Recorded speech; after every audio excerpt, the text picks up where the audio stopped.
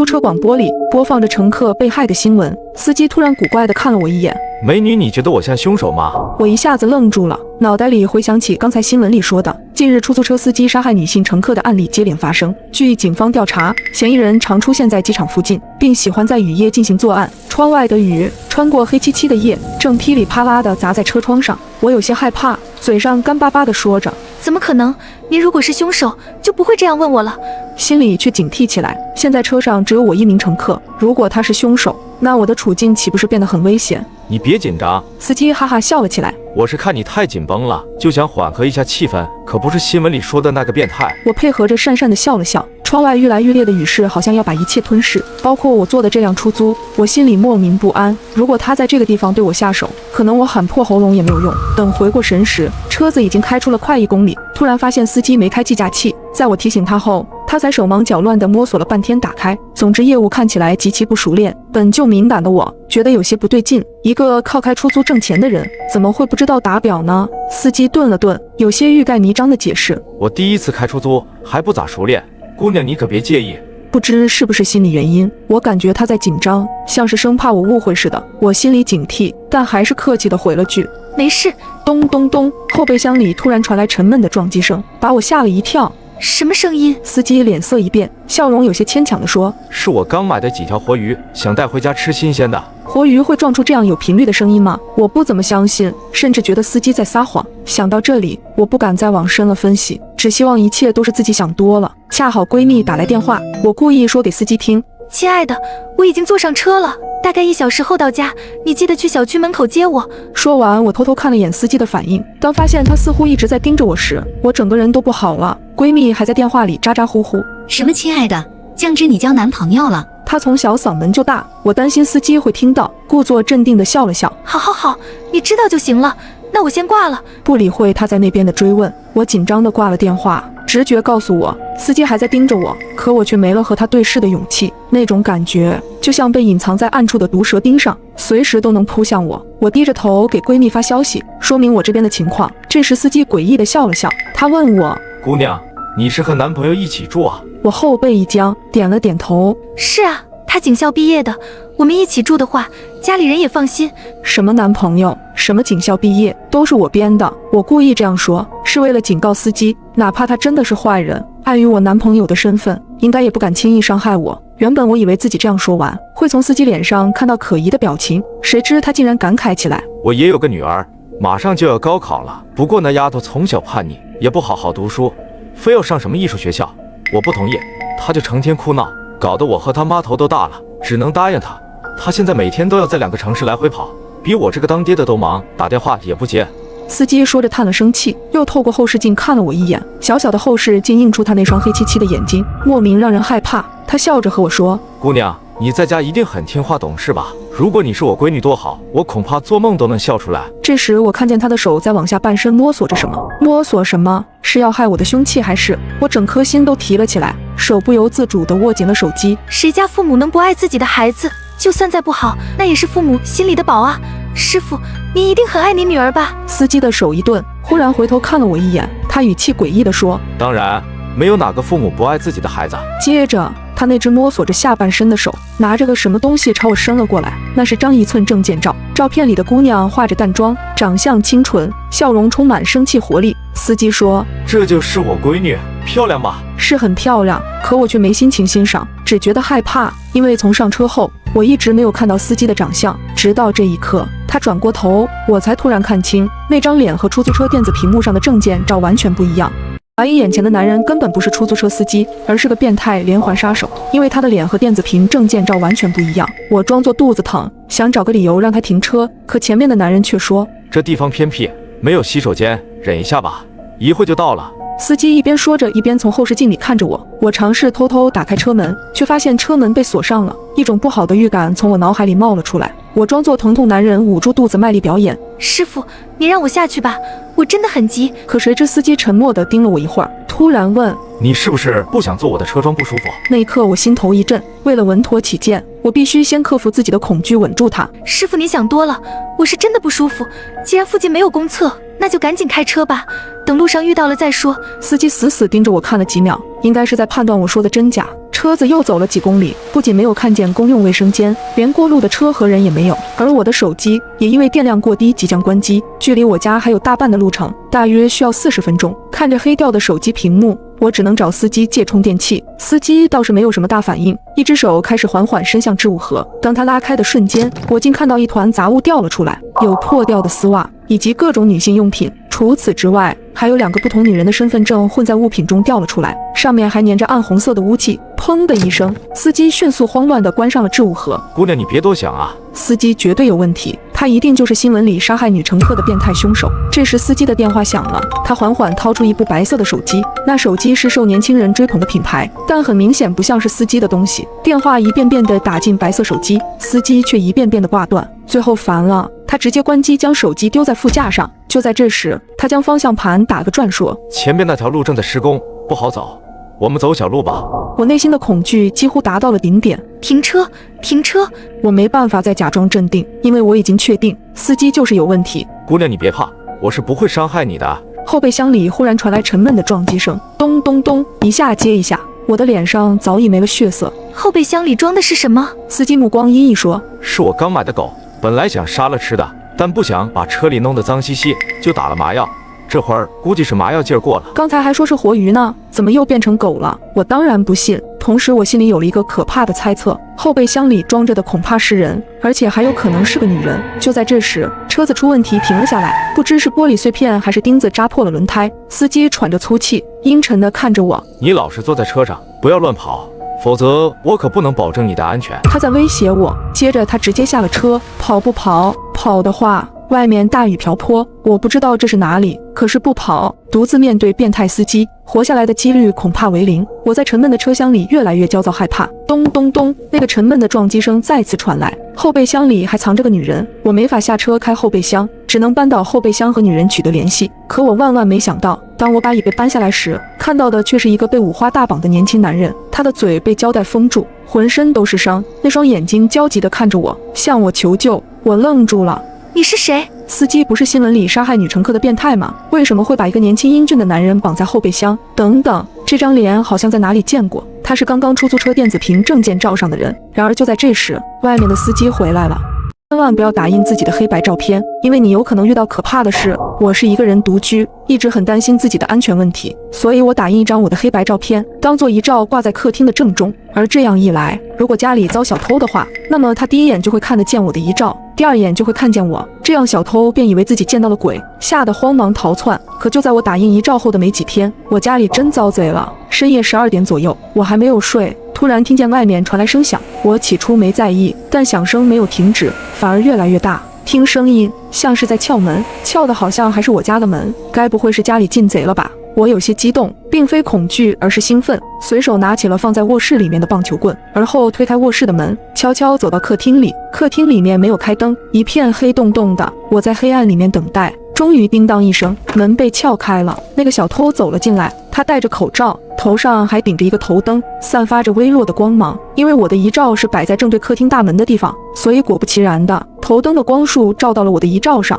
小偷见了后低声骂了一句：真晦气，一进门就遇到死人。小偷骂完，一扭头看见了躲在黑暗之中的我，昏暗的灯光勾勒出我的面孔。起初他没反应过来，还愣了几秒，但随即他好像想到了什么，猛地转头重新看向我的遗照。在接下来的几秒钟，他的视线在我和我的遗照之间徘徊着。他终于反应过来了，伸出手指，颤颤巍巍地指着我。你他想说点什么，但好像又有一只无形的手死死地掐住他的脖子。到此处，我才悠悠地开口：你能看见我？鬼啊！小偷发出了杀猪般的尖叫，因为太过于慌乱，又是在黑暗中，他跑错地方，一不小心撞到墙上去了，撞得还不轻，整个人昏死过去，一动不动躺在地上。我有些措手不及，也有些可惜地看了看自己手上的球棒，看着晕死在地上的小偷，我一时间还有点不知道该怎么处理他，是直接把他给丢出去，还是打电话通知警察？可通知警察解释起来好像很麻烦，正思索着，却听身后传来声音：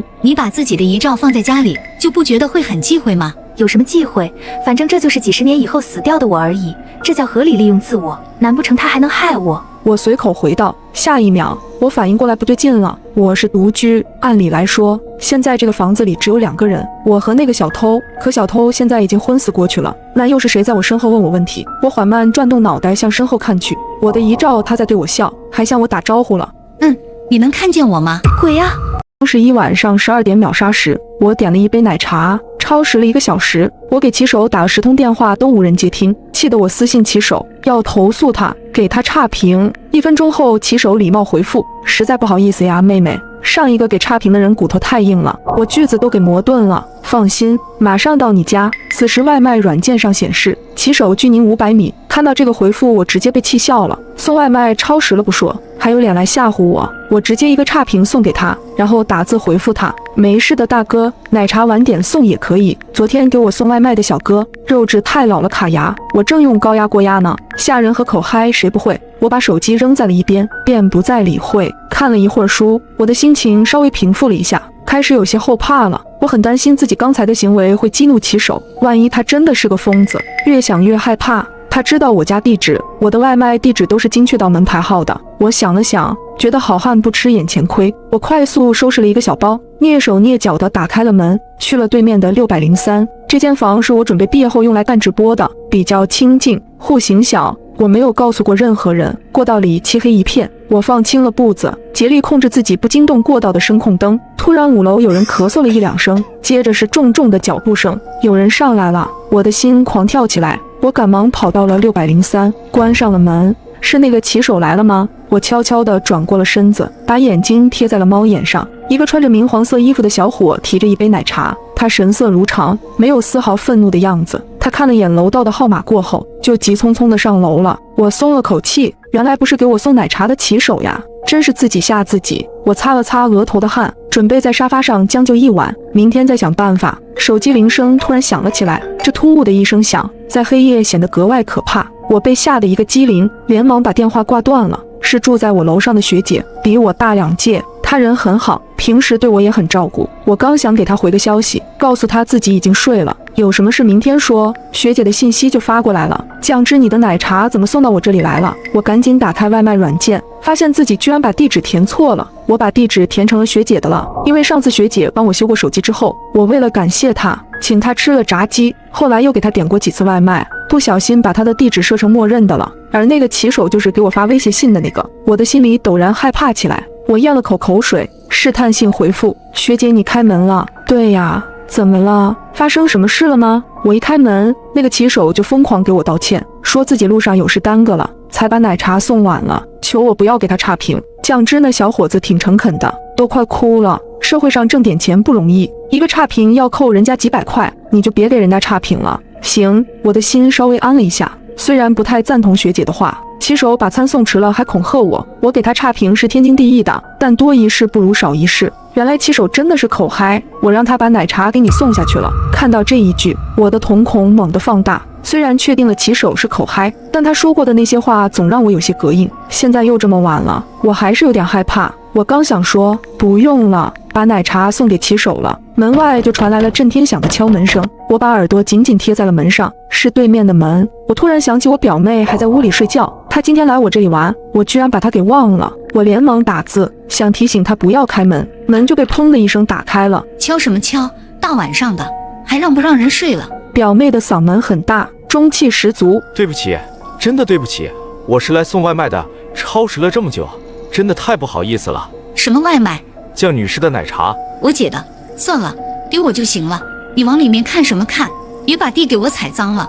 我心下一惊，表妹说话向来是口无遮拦的，我很讨厌她，但也担心她把这个脑子不太正常的骑手给惹怒了。要是她出了什么问题，我是要承担责任的。我直起了身子，从猫眼往外看，骑手背对着我，昏黄的灯光下，他的衣服脏兮兮的，有几块橙黄色的污渍，看着挺像血的。我刚要仔细看，骑手猛地扭过了头，猫眼里他的脸扭曲变形起来，连嘴角的弧度都诡异了几分，像是能隔着门直接看到门内的我。我被吓得差点惊叫出声，我赶紧捂住了自己的嘴，瘫坐在了门前。门外很久都没有说话声传来了，该不会表妹真的遇害了吧？我强迫自己镇定下来。送到了你就走吧。表妹的声音再次传来，砰的一声，门被用力地关上了，楼梯间又归于宁静。再次看向猫眼时，只能看到一片漆黑。那个骑手走了吗？我的心还是没有完全放下。表妹的消息弹出来了，姐你到哪里去了？是不是一个人偷偷出去玩了？居然不带我，小心我把你的小秘密都告诉你爸妈。你先睡，明天带你玩。你点的那杯奶茶我喝了，喝吧喝吧。我烦躁地回复了句。这些事情把我弄得睡意全无，我把媒体音量调到了最低，坐在沙发上刷了会儿抖音。表妹1周前发的视频弹了出来，是感叹脆皮大学生的。她说自己喝换了牛乳的奶茶，把自己喝进了医院，说自己以后喝奶茶可要认真检查了。我表妹她乳糖不耐受，她平时很注意这个。我那杯奶茶是加了牛乳的，奶茶杯上也写了的，那她为什么还要喝？我心里有了不好的猜测，难道刚才和我聊天的人不是我表妹？怀疑刚刚和我聊天的人不是我表妹，而是那个变态的骑手。表妹很可能已经遇害了。我正琢磨着，表妹的视频电话突然打来了，我犹豫了一下，还是接了起来。虽然有可能会看到一些恐怖的画面，但是接了视频就可以确定表妹的安全了。表妹的脸占据了整张屏幕，表情也很正常，她没遇害。表妹葡萄核大小的眼睛眯成了一条缝，显得诡异又恐怖。姐，你到底在哪儿呀？她的嘴开开合合。在朋友家，他失恋了，我安慰他，不用担心我，你自己早点睡。我随便编了一个理由回答他。你还有朋友？我听姨妈说你可不合群了，都没朋友的。你寝室有个女生特别不喜欢你，还让你吃臭抹布，哈哈，你到底吃了没有？我面无表情地看着他，表妹这才换了个话题。那我今晚要一个人睡了吗？那可不行，我一个人害怕。表妹闹了起来，我皱起了眉，想着找个什么理由敷衍她才好。表妹的眼珠一转，直勾勾地盯着我身后。姐，你身后的那个草莓熊可真好看，能给我吗？什么草莓熊？我问了句。就挂门口那个，你把手机举着，我看看。我看了眼门口挂着的布娃娃，那是我从娃娃机里夹的，也没啥用，就把它们都挂在门口了。那你要了娃娃就不能再闹我了，你自己一个人好好睡觉，我明天带你出去玩。好。表妹答应了。我走到门口，把手机对准了门上的娃娃。快点，看清楚了吗？我明天带给你。手机那边却迟迟没有传来声音，我不耐烦地又问了一句：表妹你干嘛呢？突然一阵低沉嘶哑的男声从手机里传来：小妹妹辛苦你了哈。我被吓得身子一僵，视频通话里表妹的表情完全变了，恐惧爬满了她整张面孔。手机被人拿远了，我这才看清了表妹整个人，她的四肢被捆得死死的，身上还有几处伤口。我已经帮你找到我姐了，求求你不要杀我，是她得罪了你，是她乱说话，你去杀她吧。一双黝黑的大手温柔地摸了摸表妹的头。没事的，莫害怕，我还要感谢你帮我找到了你姐姐，放心救一下，不痛的。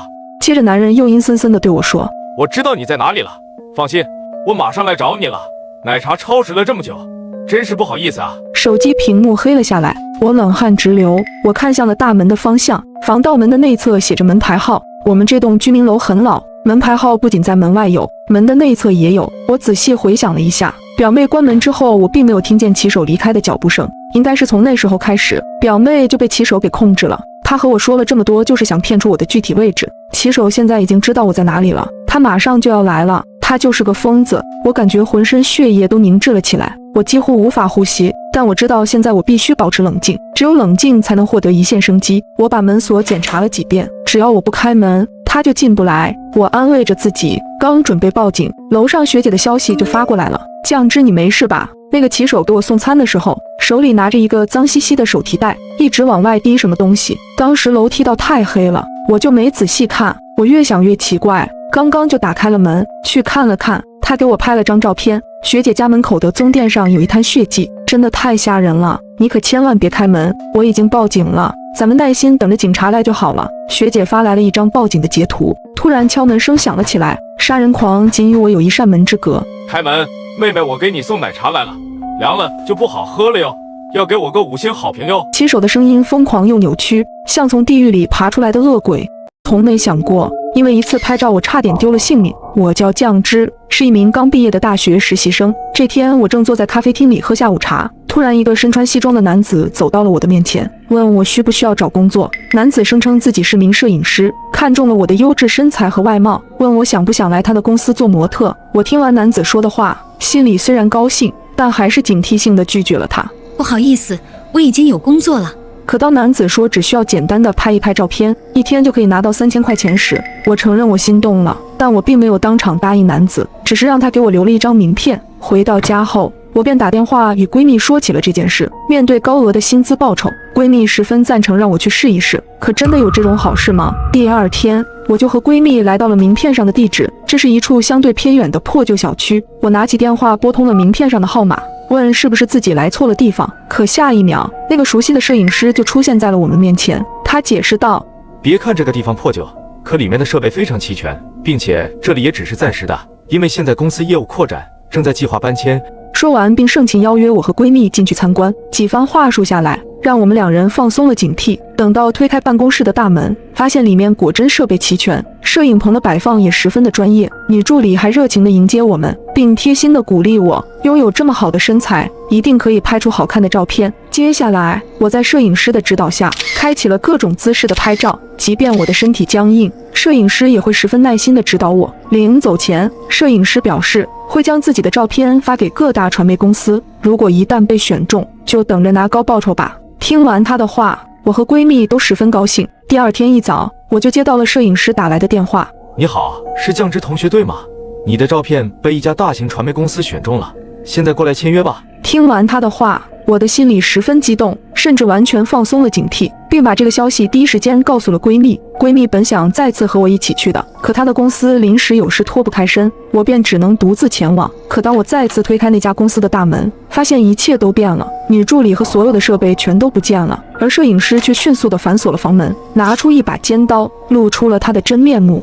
你即将会以30万的价格卖到越南，成为那些资本家的玩物，并将遭到无情的折磨，这下你跑不了了。说着，让我将手中的手机交了出来。我吓得浑身打颤，眼泪都流出来了。我努力地克制自己的情绪，并以上厕所为由来到了卫生间。好在我衣服兜里还装了一部小手机，是为了防止另一部手机没电时备用的。没想到这种情况下派上用场，我赶紧用这个手机报了警。不一会，警察叔叔就赶到了这里。这个人贩子摄影师被成功抓获，我也得到了解救。事后警察告诉我，这个摄影师只是他们团伙中的一个，而像我身上发生的这种故事仍在继续。